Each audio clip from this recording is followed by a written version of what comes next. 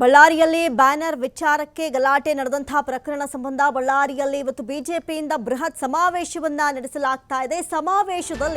ಈ ಒಂದು ಸಮಾವೇಶದಲ್ಲಿ 30,000 ಜನಕ್ಕೂ ಹೆಚ್ಚು ಭಾಗಿಯಾಗುವಂತಹ ಸಾಧ್ಯತೆ ಇದೆ. ಬಳ್ಳಾರಿಯ ಎಪಿಎಂಸಿ ಯಾರ್ಡ್ನ ಮೈದಾನದಲ್ಲಿ ಈ ಒಂದು ಸಮಾವೇಶಕ್ಕೆ ಸಕಲ ರೀತಿಯಲ್ಲೂ ತಯಾರು ಮಾಡಲಾಗಿತ್ತು. ಸದ್ಯಕ್ಕೆ 30,000 ಜನ ಈ ಒಂದು ಸಮಾವೇಶದಲ್ಲಿ ಭಾಗಿಯಾಗೋ ಸಾಧ್ಯತೆ ಇದೆ. ಭದ್ರತೆಗಾಗಿ ಬೇರೆ ಬೇರೆ ಜಿಲ್ಲೆಗಳಿಂದ ಅಧಿಕಾರಿಗಳನ್ನ ಜೊತೆಗೆ ಪೊಲೀಸ್ ಸಿಬ್ಬಂದಿಗಳನ್ನ ನಿಯೋಜನೆ ಮಾಡಿಕೊಳ್ಳಲಾಗಿದೆ. ಸಮಾವೇಶ ಹಿನ್ನೆಲೆ ಜಿಲ್ಲಾ ಪೊಲೀಸ್ ಇಲಾಖೆಯಿಂದ ಸೂಕ್ತ ಭದ್ರತೆಯ ವ್ಯವಸ್ಥೆಯನ್ನ ಕೂಡ ಮಾಡಲಾಗಿದೆ. ಅದರಲ್ಲೂ ಕೂಡ ಗಮನಿಸೋದಾದ್ರೆ 1,800ಕ್ಕೂ ಹೆಚ್ಚು ಪೊಲೀಸರಿಂದ ಬಿಗಿ ಬಂದೋಬಸ್ತ್ ವ್ಯವಸ್ಥೆಯನ್ನ ಮಾಡಲಾಗಿದೆ. ಬೇರೆ ಬೇರೆ ಜಿಲ್ಲೆಗಳಿಂದಲೂ ಕೂಡ ಸಿಬ್ಬಂದಿಗಳನ್ನ, ಉನ್ನತ ಅಧಿಕಾರಿಗಳನ್ನ ಈ ಒಂದು ಸಮಾವೇಶದಲ್ಲಿ ಭದ್ರತೆಗಾಗಿ ಕರೆಸಿಕೊಳ್ಳಲಾಗಿದೆ. ಯಾವುದೇ ರೀತಿಯ ಅಹಿತಕರ ಘಟನೆ ಈ ಸಂದರ್ಭದಲ್ಲಿ ನಡೆಯದಂತೆ, ಈ ಸಮಾವೇಶದಲ್ಲಿ ಯಾವುದೇ ಕೆಟ್ಟ ಘಟನೆ ಜರುಗದಂತೆ ಬಿಗಿ ಬಂದೋಬಸ್ತ್ ವ್ಯವಸ್ಥೆಯನ್ನ ಕಲ್ಪಿಸಿಕೊಳ್ಳಲಾಗಿದೆ. ಬಳ್ಳಾರಿ ವಲಯ ಐಜಿಪಿ ಹರ್ಷ ಮತ್ತು ಎಸ್ಪಿ ಸುಮನ್ ಪನ್ನೇಕರ್ ಈ ಒಂದು ಸಮಾವೇಶದಲ್ಲಿ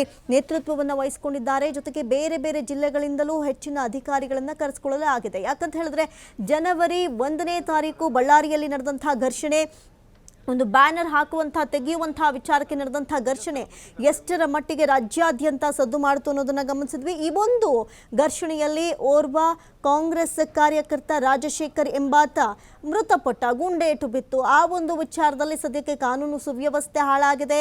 ಜೊತೆಗೆ ಕಾನೂನಿನ ಭಯ ಯಾರಿಗೂ ಇಲ್ಲದಂತಾಗಿದೆ. ಇನ್ನು ಈ ಒಂದು ಕೃತ್ಯಕ್ಕೆ, ಈ ಒಂದು ಸಿಚುಯೇಷನ್ ನಡೆದಿದ್ದಕ್ಕೆ ಪ್ರಮುಖ ಕಾರಣ